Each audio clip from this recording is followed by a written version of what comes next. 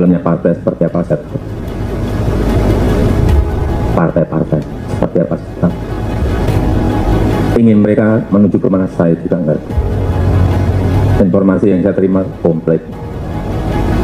Dari intelijen saya ada BIN, dari intelijen di Polri ada BIK, dari intelijen di TNI saya punya KAIS, dan informasi-informasi di luar itu.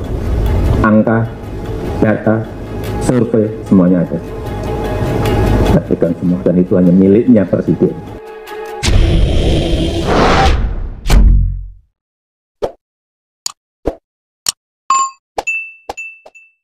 Lantas jadi pertanyaan, apakah ini menunjukkan jumlah partai yang ada di dalam koalisi sangat menentukan atau sesungguhnya sosok ketokohan yang menjadi penentu? Untuk membahasnya telah bergabung bersama kami Direktur Eksekutif Poltreking Indonesia Hanta Yuda dan juga Direktur LSI Deni JA Hanggoro Doso Pamungkas yang sudah bergabung melalui sambungan Zoom dan juga di studio ada Mas Hanggoro. Terima kasih atas kehadirannya semua. Kita mau menuju ke Mas Hanggoro dulu, mungkin ya yang di studio. Mas Hanggoro, kalau kita melihat ini kan jadi pertanyaan ya. Ada dua hal, misalnya hasil quick count, ini Pak Prabowo unggul, tapi kemudian partainya ini ada di urutan nomor 3. Segitu aja ya? Iya, kemudian untuk yang misalnya PDI Perjuangan, Mas Ganjarnya kemudian tidak unggul di quick count, tapi partainya unggul, nomor 1 bahkan. Apa yang dilihat dari sini? Sebenarnya ada 3 faktor ya. Yang pertama faktor partai, yang kedua faktor tokoh, yang ketiga faktor program. Kalau dilihat dari faktor partai, khusus di Gerindra memang terjadi straight ticket voting ya. Artinya pemilih Gerindra itu mayority, bahkan mendekati 100% itu ke Prabowo. Kalau dalam survei terakhir kita 92% pemilih Gerindra itu lari ke Prabowo. Ini berbanding terbalik dengan PDIP yang menyisakan 30% lebih justru tidak ke Ganjar tapi ke Prabowo. Nah, inilah faktor perbedaan mesin partai antara pendukungnya Ganjar versus Prabowo. Nah, sisi yang lain partai-partai pendukung Prabowo yang lain seperti Demokrat, Golkar, PAN cukup solid juga ke dukungannya ke Prabowo Gibran gitu.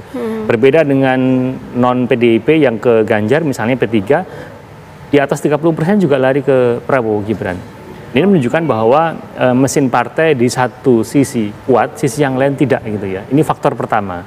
Yang kedua tidak bisa kita nafikan adalah faktor tokoh. Seringkali memang Jokowi disebut-sebut faktor utama, tapi jangan salah dulu, kita mulai dulu dari Prabowo sendiri ya. Nah, Prabowo ini berhasil mempertahankan posisinya di Jawa Barat yang dulu dia unggul 57%, hampir sama dengan quick count kita sekarang ini di Jawa Barat dengan keunggulan yang sama. Tentunya ini faktor Prabowo sendiri ya. Satu sisi yang lain di DKI juga gitu ya. Prabowo juga berhasil memposisikan dirinya seimbang dengan Anies gitu. Karena posisi di DKI Jakarta selisihnya itu hanya 1% saja. Secara statistik tidak bisa disebutkan siapa yang unggul gitu ya. Nah, ketokan berikutnya tentunya Jokowi ya. Terutama memenangkan 2 battleground berikutnya, Jawa Tengah dan Jawa Timur. Nah, kalau kita analisa di Jawa Tengah, Jokowi pada Pilpres yang lalu keunggulannya itu 77%, cukup tinggi, menyisakan 22% bagi Prabowo. Kemudian pada tahun lalu sebenarnya ya, ketika Jokowi belum menunjukkan tanda-tanda langsung ke Prabowo, keunggulan Ganjar masih 70%, sementara Prabowo hanya 10% saja tahun lalu gitu. Tapi setelah deklarasi Prabowo Gibran mulai meningkat tuh. Dari 10 menjadi 19 dan seterusnya, akhirnya menjelang pemilu sudah di atas dalam survei kita 49% versus 39% Ganjar sebelum pemilu. Nah, terakhir di battleground di Jawa Timur, suara dalam quick count kita 65%, hampir sama, nyaris sama dengan perolehan Jokowi pada pemilu yang lalu. Gitu. Meskipun kita tidak bisa menafikan vote getter yang lain, seperti bergabungnya Khofifah, para kiai, para Gus ya, Gus-Gus milenial macam kayak Gus Han di Jombang dan lain-lain juga, mereka juga bergerak gitu ya. Nah, vote getternya nggak bisa dinafikan. Dan yang ketiga, faktor program. Kita harus melihat bahwa struktur pemilih kita ini kan menengah ke bawah, grassroots gitu. Dari sisi program ada 2. Yang pertama dari programnya Jokowi, bansos yang diributkan, mau tidak mau, suka tidak suka, ini menyentuh mayoritas pemilih. Dan ini menggugah mereka untuk menggeser pilihannya Jokowi ke Prabowo gitu. Yang kedua, Prabowo sendiri menawarkan program makan siang gratis, susu bagi segmen menengah ke atas. Ini mungkin hal yang diejek-ejek, bahkan konyol bagi mereka. Tapi bagi menengah ke bawah, ini sangat dibutuhkan. Bayangkan kalau kita lapar di sekolahan misalnya, gitu ya. Dikasih handphone atau dikasih makan, yang diambil makan pasti. Handphone masih memikirnya ini handphone, saya buat jualan dulu baru dapat hasilnya, baru beli makan. Panjang cerita, atau saya harus ke pasar dulu jual handphonenya gitu ya, baru saya beli makan, panjang. Oke, Mas Angkoro mungkin singkat saja. Begini, apa yang membedakan konteks pemilu saat ini dengan misalnya kita berkaca di pemilu waktu itu 2009 dan juga 2014. Waktu itu Pak SBY diusung oleh Partai Demokrat, Pak SBY-nya menang, Demokratnya juga menang. 2014 waktu itu Pak Jokowi diusung oleh PDI Perjuangan, PDI-nya menang, Pak Jokowi juga menang. Apa yang membedakan? Kita lihat dari 2004 dulu ya. 2004 itu presidennya SBY, tapi pemenangnya Partai Golkar. 2009 presidennya SBY, pemenangnya Demokrat. Pada 2004 mungkin Demokrat belum terlalu terasosiasi kuat dengan SBY, artinya masih belum cukup powerful mengantarkan suara ke Demokrat SBY-nya. Tapi begitu 2009 kita lihat pemenang Pilpres sekaligus pemenang Pileg bagi Demokrat dan SBY. Nah, hal ini juga berbanding juga dengan lurus dengan 2014-2019, di mana kemenangan PDIP berbanding lurus dengan calon yang dia usung gitu ya, Jokowi dalam hal ini. Nah, berbeda dengan 2024 ini, artinya bahwa ketokohan Ganjar yang muncul sekarang dibandingkan dengan ketokohan Jokowi 2004 yang muncul memiliki nuansa yang berbeda. Jadi jauh lebih powerful Jokowi di awalnya ketika 2014 yang lalu ketimbang Ganjar saat ini 2024 yang bergantung pada partai yang sangat tinggi. Di luar PDIP saya rasa agak kecil sekali kekuatannya Ganjar. Baik, kita dengarkan dari Mas Hanta. Mas Hanta melihatnya ini sebenarnya faktor ketokohan atau parpol yang lebih dominan? Ya, kalau Pilpres, Sera dan Pita, saya kira jelas jauh lebih determinan faktor ketokohan ketimbang mesin partai. Ada 3 analisa saya. 1, itu terbukti ketika di exit poll data kami menanyakan kepada publik apa alasan mereka memilih Prabowo dan Gibran. Dan juga kita nanya juga ke paslon 1 dan paslon 3. Jadi tingginya faktor figur itu ditunjukkan mereka datang itu karena faktor Prabowo dan Gibran. Terutama Pak Prabowo dianggap sebagai sosok yang tegas. Itu 32% angkanya, sangat tinggi sekali. Dan itu terkonfirmasi, simbolisasinya adalah faktor di mana Prabowo berhasil mempertahankan basis-basisnya di Jawa Barat, Banten, dan sebagian besar Sumatera. Yang kedua, ada faktor figur lain, cawapresnya Gibran, tapi bukan Gibrannya, Jokowi efeknya, karena Mas Gibran adalah Jokowi Junior. Nah, karena itulah faktor Pak Jokowi terrepresentasikan menangnya melawan mesin partai namanya PD Perjuangan meskipun unggul di Jawa Tengah, mereka unggul sekitar 53% kalau berdasarkan quick count. Nah, karena itu faktor yang kedua juga masih faktor figur. Angka di exit poll kami sekitar 23%. Artinya yang lebih dari 50%, faktor paling besar itu faktor Jokowi, faktor Prabowo dan Jokowi. Dan ini adalah figur, sosok, dan representasi dari Jokowi adalah Gibran sebagai cawapres. Ini yang paling determinan, saya sering mengulang-ulang tentang faktor Prabowo, Widodo atau Joko Subianto itu. Faktor figur ini paling kuat.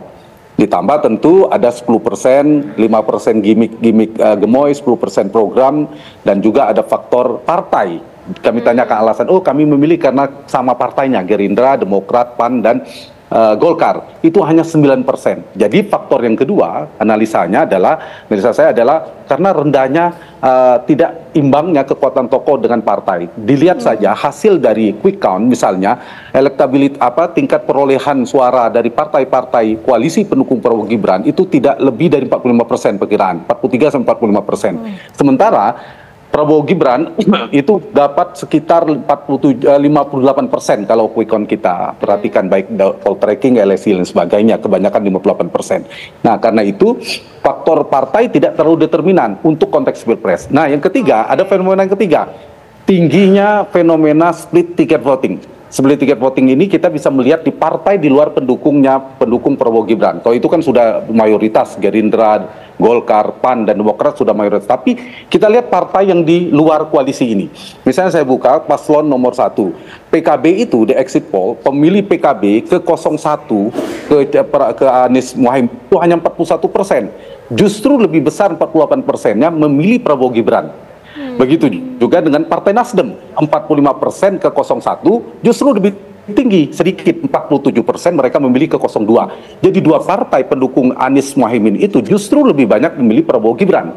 Yang kedua, partainya Mas Ganjar juga demikian untuk khusus P3. P3 itu 66% memilih Prabowo Gibran. Hanya 12% di exit poll kami mereka memilih Ganjar. PDIP betul lebih banyak ke Ganjar. Itu pun tidak maksimal dibandingkan Gerindra ke Prabowo. Hanya 53% memilih Ganjar. Sementara sekitar 38, hampir 40%-nya memilih 02. Poin inilah saya kira menunjukkan fenomena tingginya split ticket voting ini menyebabkan tingginya perolehan pada Prabowo tidak hanya disumbang oleh partai pendukungnya, tapi juga partai di luar pemerintahan. Yang kedua, kalau kita membaca, menganalisa mengapa Gerindra rendah, sementara Pak Prabowo tinggi, tadi kan itu kan prolognya di TV One, menurut saya yang faktor yang ini adalah tidak efektifnya bekerjanya kotel efek. Efek ekor jas. Kotel efek ini berkaitan dengan efek ekor jas itu seharusnya seperti tadi Pak SBY di periode kedua tahun 2009, padahal Pilpres dan Pileg tidak dilakukan secara serentak, tapi Partai Demokrat mengalami kenaikan 300%, 3 kali lipat. Itu tidak terjadi pada Gerindra. Gerindra poinnya tidak berhasil mendapatkan kotel efek yang maksimal dari Pak Prabowo karena 3 hal. Satu, Pak Prabowo saya perhatikan memang sangat fokus pada Pilpres, tidak terlalu fokus kepada partainya. Lihat saja di kampanye, hampir saya tadi tracking melihat di media apakah ada Pak Prabowo menggunakan baju Partai Gerindra pada masa kampanye. Apakah ada di kampanye Partai Gerindra atau mengajak memilih Gerindra? Simbolnya tidak. Pak Prabowo lebih pada menjaga soliditas koalisi Indonesia Maju, itu yang dilihat. Saya tidak terlalu melihat kostum saja misalnya. Kampanye Pak Prabowo itu tidak terlalu terlihat ke Gerindranya, tapi selalu misalnya di Bandung Partai Amanat Nasional yang menjadi tuan rumah. Kemudian Partai Demokrat menjadi tuan rumah kampanye akbarnya Prabowo di Jawa Timur. Itu faktor pertama. Yang kedua, faktor strategi Gerindranya yang menurut saya lemah, tidak bisa mengkapitalisasi secara maksimal faktor Prabowo. Padahal itu sangat bisa dikapitalisasi. Jadi faktor partai, wajar Pak Prabowo fokus di Pilpres, tapi pengurus partainya, calegnya kurang menurut saya di faktor Gerindranya. Ini yang tidak bekerja secara efektif. Dan yang terakhir, yang ketiga, ya tadi itu terkait dengan ada fenomena split ticket voting tadi yang terjadi di partai beberapa partai, termasuk Gerindra ternyata saya kira tidak maksimal. Inilah yang menyebabkan PDI Perjuangan menjadi pemenang kemungkinan di pemilu 2024. Bukan PDI Perjuangan naik, PDI Perjuangan turun sebenarnya dibandingkan pemilu 5 tahun yang lalu. Tapi tetap menjadi juara karena Partai Gerindra ternyata tidak berhasil menjadi pemenang dalam pemilu legislatif 2024 ini. Salah satu faktornya Gerindra tidak berhasil mengkapitalisasi figur Prabowo yang padahal itu punya potensi yang maksimal bisa dikapitalisasi. Itu terlihat semua di berbagai macam data-data kita, quick count, baik di Poltreking maupun lembaga lainnya tentu.